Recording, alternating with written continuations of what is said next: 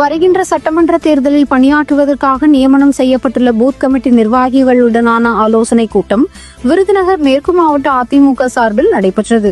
கழக நிரந்தர பொதுச் செயலாளர், முன்னாள் முதல்வர், தமிழ்நாடு சட்டமன்ற எதிர்க்கட்சித் தலைவர், நாளைய முதல்வர் எடப்பாடி கே. பழனிசாமி அவர்களின் ஆணைக்கிணங்க விருதுநகர் அதிமுக மேற்கு மாவட்ட கழகம் சார்பில் வருகின்ற சட்டமன்ற தேர்தலில் பணியாற்றுவதற்காக நியமனம் செய்யப்பட்டுள்ள பூத் கமிட்டி நிர்வாகிகளுடன் ஆலோசனைக் கூட்டமானது சிவகாசி ஜக்கம்மாள் கோவில் அருகில் உள்ள ARD அருஞ்சனை திருமண மண்டபத்தில் வைத்து 10/6/2025 அன்று விருதுநகர் மேற்கு மாவட்ட கழக செயலாளரும் அதிமுக முன்னாள் அமைச்சருமான சிவகாசி KT ராஜேந்திர பாலாஜி அவர்கள் தலைமையில் சிறப்பாக நடைபெற்றது.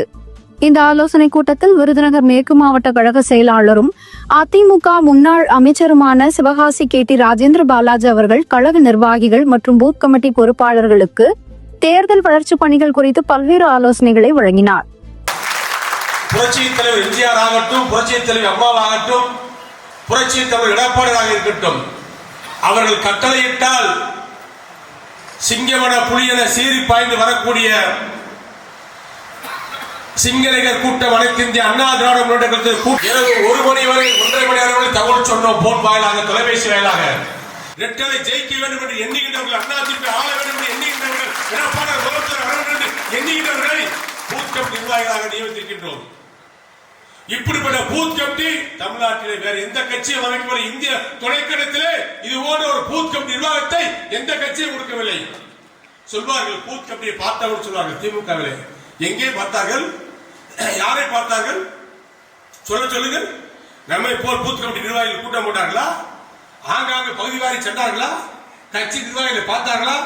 தேர்தல் நேரத்தில் தான் அவர்களுக்கு இருக்கின்ற திமுக கட்சியினரே திமுக வைக்கக்கூடிய ஆப்பு. திமுக கட்சிக்காரர்களே பொங்கிக் கொண்டிருக்கிறார்கள். அண்ணா திமுக 10 ஆண்டு நேரத்தில் விட தேர்தல் நேரத்தில் 2021 அண்ணா திமுக தொண்டன் புலம்பவில்லை. களத்திலே களமாடக்கூடிய சிங்கமாகத்தான் என்றான் அண்ணா திமுக தொண்டன். வெற்றி தோல்வி என்பது வீரனுக்கு அழகு. சூழ்நிலை சந்தர்ப்பங்கள் மாறலாம், ஆனால் களத்தில் நின்று போராடக்கூடிய வலிமையும் வீரத்தையும் இழக்காதவர் அண்ணா திமுக தொண்டன், எடப்பாடியார் தொண்டன். ஏப்ரல் தேர்தல், மே 5 பதவி இருக்கும், மே 10 இந்தியாவில் அமைச்சர் கூட்டம் நடந்துட்டு அண்ணாதிமுக ஆட்சி நீங்க நடக்கின்ற அட்டுழியங்களை பார்க்கிறோம். திமுக செய்கிற அட்டுழியங்களை பார்க்கிறோம்.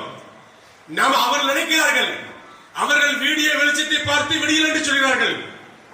வீடியோ வெளிச்சத்தை பார்த்துதான் இன்றைக்கு ஸ்டாலின் விடியல் என்று சொல்கிறார். அதிமுக தொண்டன், தமிழ்நாட்டு மக்கள் விடியல் எங்கே சேர்த்தால் ஒரு வேளை சோறு நிம்மதியாக என்றைக்கு தமிழ்நாட்டு மக்கள் சாப்பிடுகிறார்களோ அன்றைக்கு தான் தமிழ்நாட்டுக்கு விடியல் என்று சொன்னவர் புரட்சி தலைவர் எம்ஜிஆர், புரட்சி தலைவர் அம்மா, புரட்சி தலைவர் எடப்பாடியார். அதைத்தான் நாம் செய்ய வேண்டும். 3 வேளை உணவு ஏழைகளுக்கு கிடைக்க வேண்டும்.